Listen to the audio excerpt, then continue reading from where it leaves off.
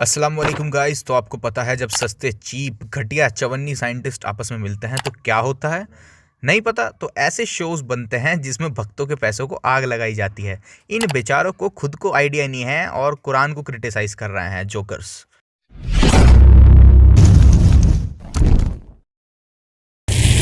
खैर, आज आप इन महान साइंटिस्टों की खोजों पर नाज करें उससे पहले मैं आपको बता दूं, इन लोगों ने कुरानिक बिग बैंग पर जो सवाल उठाए हैं वो ऑलरेडी हम इस वीडियो में कवर कर चुके हैं।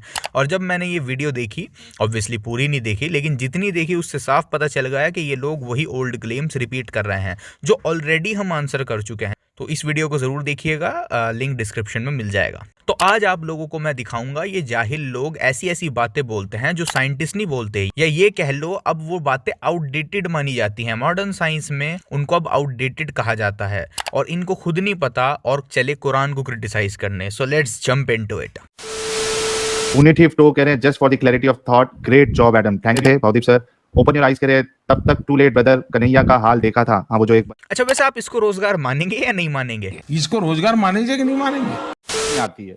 दूसरा, बिग बैंग ये नहीं है कि सब प्लैनेट्स मिले हुए थे, बल्कि एक सिंगुलैरिटी से ये चीजें बनी है।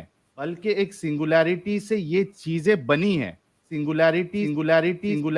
इस जाहिल को ये नहीं पता कि अब साइंटिस्ट ये नहीं मानते हैं कि बिग बैंग के टाइम कोई सिंगुलैरिटी थी। जी हाँ, ये मॉडल आइंस्टाइन की क्लासिकल जनरल रिलेटिविटी से आता है कि आप टाइम को बैक करते रहो तो आपको बिग बैंग के टाइम एक सिंगुलैरिटी मिलेगी। लेकिन साइंटिस्ट कहते हैं कि classical general relativity big bang के इनिशियल पॉइंट को सही तरह डिस्क्राइब नहीं करती है। So there is no reason to think कि बिग बैंग के टाइम कोई सिंगुलैरिटी थी। सीन कैरोल की क्लिप सुनिए।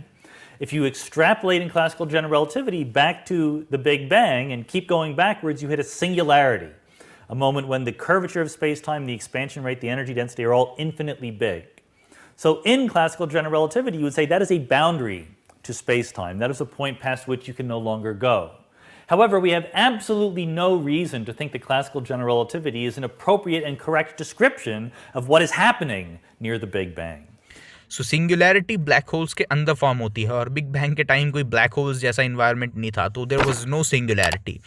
हर चीज़ जो भी आप अपने आसपास देखते हो वो सब एक इन्फिनिटली स्मॉल पॉइंट में कंप्रेस थी, एक ही वन सिंगल फॉर्म में, एंड देन उसने स्वेल होना, एक्सपैंड करना शुरू कर दिया। How do you talk to people about that? Well, it is a hard idea to imagine something smaller than an atom in a fraction of a second swelling larger than the observable universe. I mean, that's such an incredible scale of growth that it's just unfamiliar in any realm of experience, of human experience.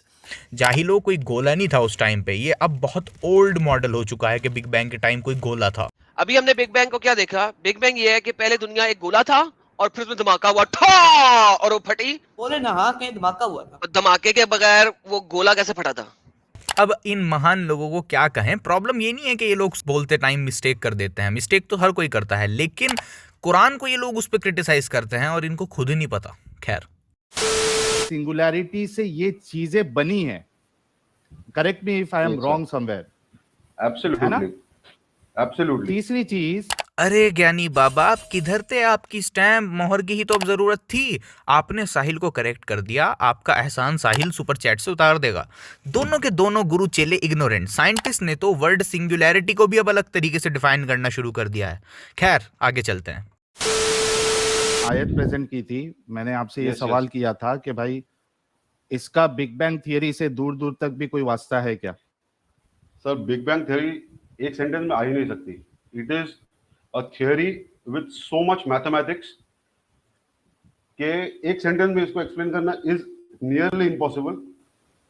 अरे किसने कहा Quran big bang को explain कर रहा है? इधर explain मतलब how it happened, big bang कैसे हुआ, कैसे शुरू हुआ, बिग बैंग के बाद एवोल्यूशन कैसे हुआ यूनिवर्स का, तो ये होता है एक्सप्लेन करना। तो कुरान एक्सप्लेन नहीं कर रहा है यहाँ। कुरान तो सिंपली ये बता रहा है कि इंसानों को सोचना चाहिए कि इन द बिगिनिंग सब कुछ वन सिंगल एंटिटी से बना है जो कि अपने आप में गौर करने लायक है। बिलियन ट्रिलियन चीजों की शुरुआत एक चीज से हुई है।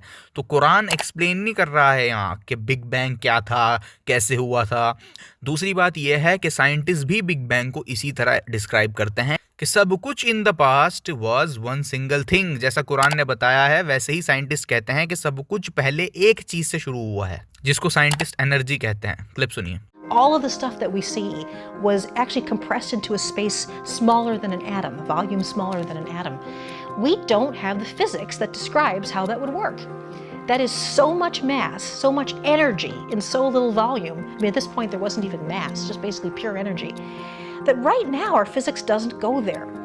If you extrapolate that back in time, it looks like everything was coming from one point at one time. That's the Big Bang. लो दोनों गुरु चले जाओ, जाके अब समझाओ इनको, कहो इनसे भी कि बिग बैंग को ये लोग इतना सिंपल करके क्यों बता रहे हैं, इतना सिंपल क्यों कर दे रहे हैं, इतने कम शब्दों में बिग बैंग को क्यों एक्सप्लेन कर रहे हैं। है हिम्मत कहने की इनको। अगेन तुम लोग जाहिल हो, तुमको क्यों ऐसा लग रहा है कि बिग बैंग को सिंपल करके चंद शब्दों में नहीं पिरोया जा सकता है। साइंटिस्ट तक ये करते हैं, लेकिन आप लोग शायद काओ कोला सेलिब्रेट कर रहे होंगे, इस वजह से आप अलग ही बात कर रहे हो कुछ। प्रॉब्लम ये है कि एक तो सिर्फ अर्थ का वर्ड यूज करके जो जमीन है उसका वर्ड यूज करना ही बेवकूफी है बिग बैंग में। इसने कहा बिग बैंग में अर्थ का वर्ड यूज करना गलत है। नहीं भाई, ऐसा नहीं है। साइंटिस्ट तक कहते हैं कि बिग बैंग के समय जो कुछ भी आप अपने आसपास देखते हो, अर्थ एंड गैलेक्सीज, वो सब एक सिंगल एंटिटी से एक सिंगल पॉइंट में कंप्रेस था। क्लिप सुनिए। It's the moment when everything we see, all 100 billion galaxies, each of which contains 100 billion stars, all of that material was compressed in a region which was infinitely small. तो जाओ जाके इनको भी समझाओ। और पहली बात, कुरान सिर्फ जमीन नहीं कहता, कुरान कहता है हेवन एंड अर्थ, मीनिंग जमीन और आसमान हर चीज एक थी। कुरान सबको गिन रहा है, ना कि सिर्फ अर्थ को। और इनकी मिस्टेक्स यहीं खत्म नहीं होती, बढ़ती रहती हैं। साहिल भाई ने एक और साइंटिफिक ब्लंडर ये मारा कि जो स्पेस है जिसमें हम और आप मूव करते हो, उसको नथिंग कह दिया। उससे हेवन मुराद ले रहे हो, है ना? हाँ, ये बताओ कि वो हेवन से अर्थ मिला हुआ कैसे हो सकता है? यार आप थे उस टाइम क्या जब ये मिला हुआ था? नहीं, उस टाइम की बात नहीं। इज इट पॉसिबल कि जो स्पेस है कुछ है ही नहीं, उस स्पेस है कुछ है ही नहीं, उस स्पेस है कुछ है ही नहीं, उस स्पेस है कुछ है ही नहीं, उससे अर्थ मिला हुआ कैसे हो सकता है? और जबकि वी नो साइंटिफिकली कि space is not nothingness, space is something. Space एक चीज है, वो नथिंग नहीं है। स्पेस एक फैब्रिक की तरह है जिसको बस हमारे एटम्स फील नहीं कर पाते, लेकिन इट डजंट मीन कि स्पेस है ही नहीं कुछ। Space is something, it's real thing. Wrong. What's left is empty space. And as it turns out, empty space is not nothing. It's something. Something with hidden characteristics as real as all the stuff in our everyday lives. We're not usually very conscious of space. But then again, I tell people fish are probably not conscious of water either. They're in it all the time. Space is not really nothing. It actually has a lot going on inside. Again जाके पहले खुद सीखो, बाद में दूसरों को ज्ञान देना। खुद की साइंस में इतनी मिस्टेक्स हैं और कुरान को कह रहा है कि गलत है।